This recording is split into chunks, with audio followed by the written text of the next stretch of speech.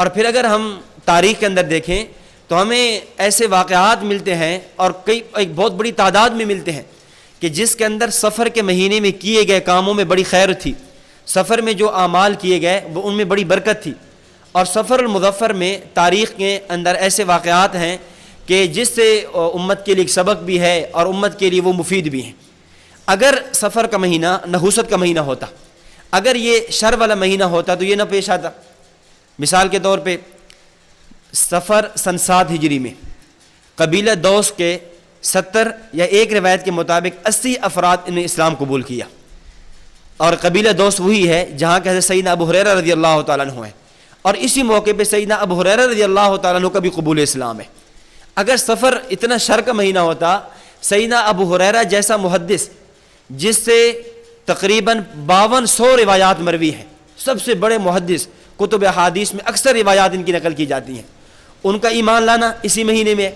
اور صرف وہ خود نہیں بلکہ ان کے ساتھ 70 یا 80 افراد ان کے قبیلے کے وہ اسلام لا رہے ہیں۔ اسی طرح نبی اکرم صلی اللہ علیہ وسلم نے اپنی عمر مبارک کے آخری سال میں سن 11 ہجری میں سفر کے مہینے میں آپ علیہ الصلاۃ والسلام نے حضرت فیروز دہلوی رضی اللہ تعالیٰ عنہ کو بھیجا کہ جائیں مدعی نبوت اسود انسی کو قتل کریں۔ تو حضرت فیروز دہلوی رضی اللہ تعالیٰ عنہ کو اس اہم مہم کے لیے بھیجنا، مدعی نبوت کے خاتمے کے لیے، قتل کرنے کے لیے بھیجنا، یہ اس بات کی دلیل ہے کہ سفر شر کا مہینہ نہیں ہے، ورنہ اتنا بڑا اور اہم کارنامے کے لیے سفر جیسے مہینے کا انتخاب نہ کیا جاتا۔ اسی طرح نبی اکرم صلی اللہ علیہ وسلم کی پیشن گوئی تھی، آپ علیہ السلام نے فرمایا تھا کہ ایک وقت آئے گا کہ کسریٰ فتح ہو جائے گا۔ ظاہر ہے اس وقت 2 بہت بڑی طاقتیں تھیں، ایک طاقت قیصر کی تھی، ایک کسریٰ کی تھی، اور آپ علیہ الصلاۃ والسلام کی یہ پیشن گوئی سیدنا عمر رضی اللہ تعالیٰ عنہ کے دور خلافت میں پوری ہوتی ہے۔ سن 16 ہجری میں سیدنا عمر رضی اللہ تعالیٰ عنہ کے زمانے میں سفر 16 ہجری میں یہ کسریٰ فتح ہوتا ہے۔ تو اتنی بڑی مسلمانوں کے لیے فتح جو ہے وہ اسی مہینے میں اس کی نوید اور خوشخبری لے کر آتی ہے۔ اور اگر آپ دیکھیں بنو امیہ کا جو دور ہے،